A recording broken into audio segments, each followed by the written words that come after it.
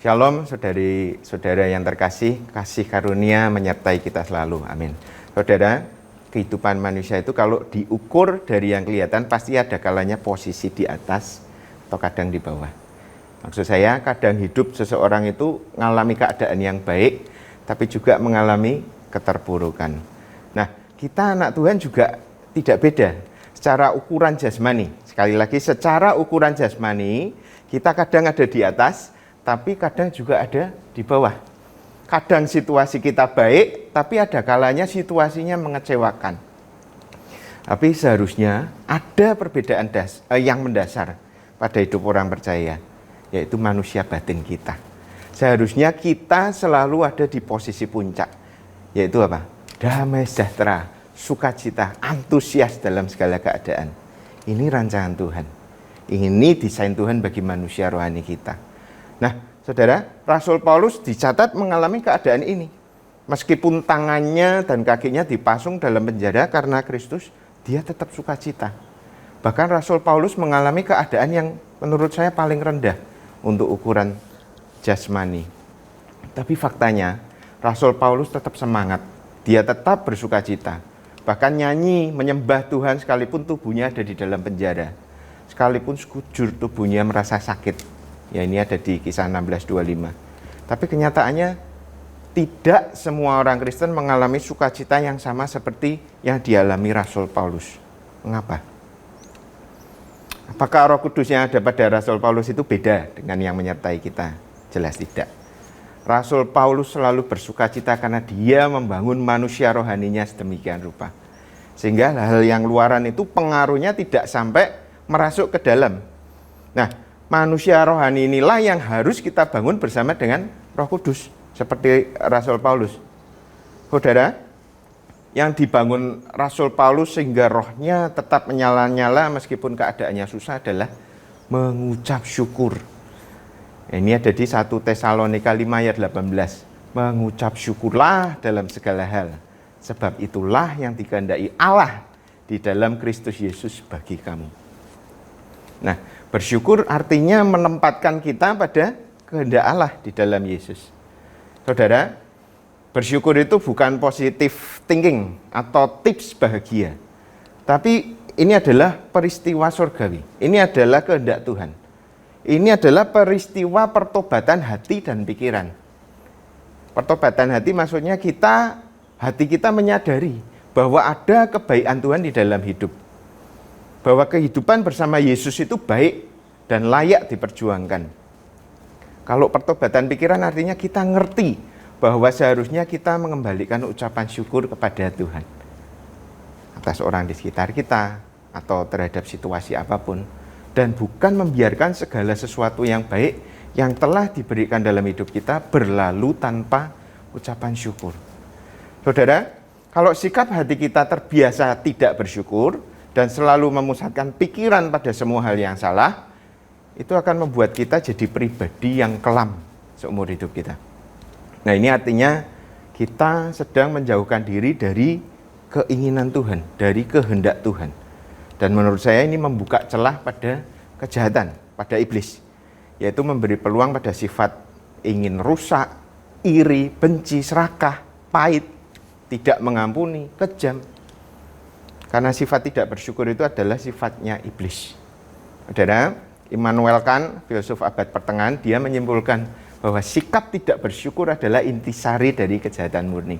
Ini bahaya, saudara. Tidak bersyukur itu punya potensi yang sangat berbahaya. Tapi sebaliknya, mengingat kebaikan Tuhan setiap hari akan menempatkan kita pada kehendak Tuhan Yesus. Mengucap syukurlah dalam segala hal, itulah yang dikehendaki Allah di dalam Kristus Yesus bagi kita. Saudara, mengapa Tuhan Yesus dan Rasul Paulus melatih kita untuk mengucap syukur?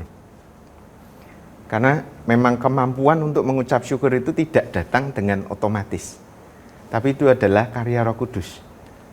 Tapi karya Roh Kudus yang membutuhkan kesepakatan dengan kita. Artinya kalau saudara tidak mengizinkan Roh Kudus membangun hidup yang mengucap syukur, maka hidup kita ini tidak bisa secara otomatis jadi pribadi yang bersyukur, yang selalu bersyukur. Jadi kalau kita tidak izinkan Roh Kudus mendidik kita untuk mengucap syukur, jangan pernah berharap jika suatu ketika terjadi peristiwa yang menyulitkan, hati kita bisa mengalirkan ucapan syukur. Itu tidak mungkin. Karena Tuhan Yesus melakukan perintahnya, dia menyampaikan perintahnya, Paulus menyampaikan firman Tuhan tentang mengucap syukur ini ada tujuannya, yaitu untuk mendidik kita di dalam Roh Kudus. Saudara, ingat kejadian di Lukas 22, pada waktu Tuhan Yesus melakukan perjamuan terakhir, dicatat di sana, lalu ia mengambil roti, mengucap syukur, memecah-mecahkannya, berikan pada murid-murid, dia bilang, inilah tubuhku yang diserahkan bagi kamu, perbuat jadi peringatan akan aku. Ambil cawan, ini adalah darah perjanjian baru yang ditumpahkan bagi kamu.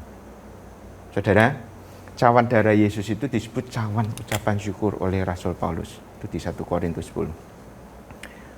Kita semua tahu, momen yang akan dilalui Tuhan Yesus itu sangat mengerikan. Tuhan Yesus sendiri juga tahu bahwa dirinya harus mati bagi semua orang. Dia tahu bahwa cara matinya itu sangat ngeri. Dia sendiri tahu kedahsyatan rasa sakit yang harus dia tahan sampai di kayu salib. Tapi pertanyaannya, mengapa Yesus tetap bersyukur untuk segala kengerian yang akan menimpa dirinya? Apa yang sebenarnya ada di dalam benak Tuhan Yesus saat dia mengucap syukur? Saudara, di dalam ucapan syukurnya, Tuhan Yesus itu sedang mengingat segala kebaikan Bapa. Dan rasa syukur itu mengalir dari hatinya. Jadi ini bukan sesuatu yang dipaksakan, tapi ini mengalir dari hatinya. Bukan mulut yang lip service, tapi betul-betul mengalir dari hatinya. Itulah ucapan syukur. Berulang-ulang Tuhan menyatakan, karena Bapa mengasihi aku, karena Bapa mengasihi anak. Ini yang menjadi pusat ucapan syukur Tuhan Yesus. Dia berterima kasih kepada Bapa karena memang Yesus telah menerima kasih dari Bapa. Jadi ketika momen paling mengerikan itu ada di depannya, Tuhan Yesus di dalam ucapan syukurnya dia sedang mengingat-ingat betapa Bapa sangat mengasihi dirinya.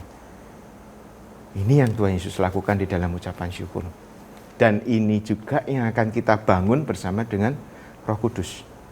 Ketika saudara berkata ya untuk mengucap syukur, Roh Kudus akan mengingatkan kita akan segala kebaikan Tuhan. Apapun yang telah terjadi dalam hidup kita, kita bisa melihat perbuatan Tuhan yang baik. Itu karya Roh Kudus. Dan pada saat itu, maksud saya pada saat itu terus kita perbuat setiap waktu, maka saat itu juga artinya kita berada di pusat kehendak Tuhan. Ingat saudara, kemampuan untuk mengucap syukur tidak datang dengan mudah. Dia tidak datang dengan alamiah dan tanpa usaha.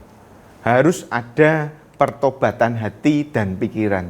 Nurut sama Roh Kudus untuk selalu bersyukur. Mengingat semua kebaikan Tuhan. Saudara, saya mau sharing. Selasa yang lalu pada waktu pertemuan M3, Komsel, kami praktek mengucap syukur. Kami duduk melingkar, makan bersama, nyanyi, nyembah Tuhan bersama. Dan pada waktu renungan firman, kami merenungkan firman yang sama ini. Kami praktek mengucap syukur. Kami ambil waktu sejenak, kami pandangi semua saudara-saudari di M3, sambil kami mengingat. Ternyata masing-masing kami punya kenangan manis bersama Tuhan satu dengan yang lain.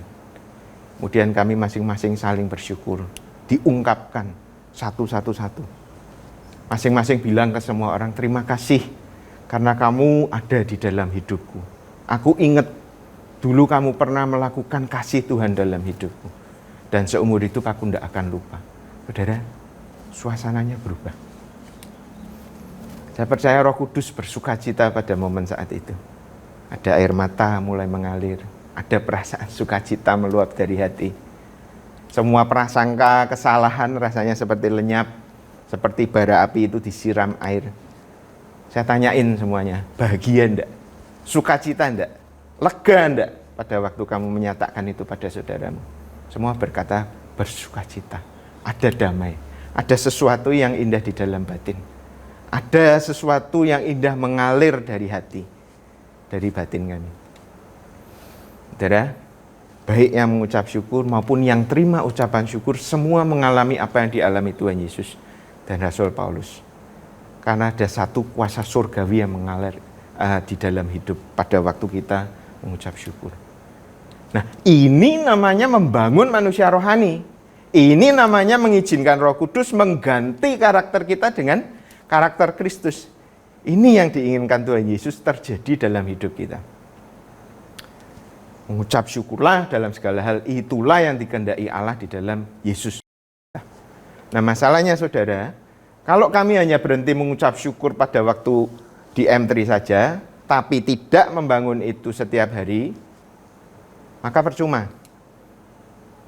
Karena yang namanya membangun watak Kristus, sangkal diri pikul salib, ikut Yesus itu harus setiap hari, seumur hidup. Maka saya dorong teman-teman, kita memacu diri kita di M3 semua buat jurnal, buat catatan harian, buat surat kecil untuk Tuhan Yesus setiap hari. Catat, mulai bangun tidur, sudah ada kebaikan Tuhan. Suami istri masih menyertai kita. Anak-anak sehat, bisa sekolah dengan baik. Pagi penuh berkat, keadaannya baik.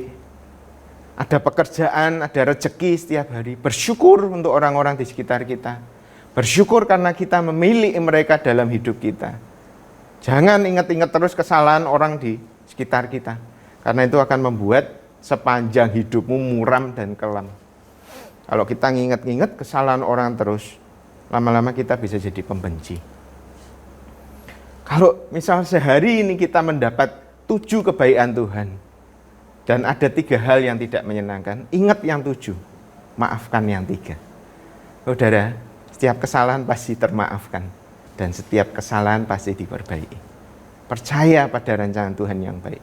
Kalau ada 7 kebaikan Tuhan sehari ini, dan 3 yang mengecewakan, tapi saudara terus fokus sama yang 3 itu, melupakan 7 berkat yang saudara terima, maka sepanjang hari itu, saya yakin, harimu akan menyebalkan.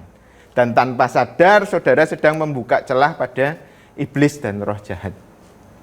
Mari saudara, bangun manusia rohanimu bersama dengan Roh Kudus. Izinkan Roh Kudus membuat kita mengingat segala kemurahan Tuhan di dalam hidup. Buat jurnal, catat semua kebaikan Tuhan dari pagi sampai mau tidur. Jangan take it for granted. Jangan anggap percuma segala kebaikan Tuhan yang sederhana. Karena kalau kita tidak izinkan Roh Kudus membangun ucapan syukur dalam hidup kita, ini bahaya. Jangan pernah berharap bisa bersyukur dan bersukacita saat kondisi jasmaniah kita mengalami penderitaan. Seperti yang saya tadi bilang, kadang hidup di atas, kadang ada di bawah. Seharusnya kita selalu di puncak karena kita memiliki Roh Kudus yang akan membuat hati kita damai sejahtera dan bersyukur. Tapi itu ada usahanya bersama dengan Roh Kudus. Kalau tidak dilakukan, tidak mungkin mulut kita bisa mengeluarkan ucapan syukur. Dan tidak mungkin hati kita bisa meluap dengan sukacita seperti Tuhan Yesus dan Rasul Paulus. Kalau rasa syukur itu tidak dibangun setiap hari bersama dengan Roh Kudus, seumur hidup kita tidak akan bisa mengucap syukur pada saat kondisi kita terpuruk secara ukuran dunia, jasmani.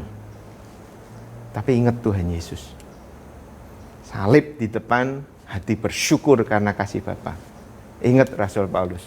Penjara, aniaya di depan, pujian mengalir dari hati dan mulutnya. Sekarang saya tanya lagi. Apakah saudara rindu punya hati yang selalu sukacita? Sukacita yang asli, yang mengalir dari hati, bukan mulut tok, bukan kepeksa mengucap syukur, bukan terpaksa mengucap syukur. Tapi sukacita yang tidak terpengaruh apakah situasi sedang baik atau bahkan sedang mengecewakan. Kalau mau, mari saudara, mengucap syukurlah dalam segala hal. Sebab itulah yang dikehendaki Allah di dalam Kristus Yesus bagi kamu. Amin.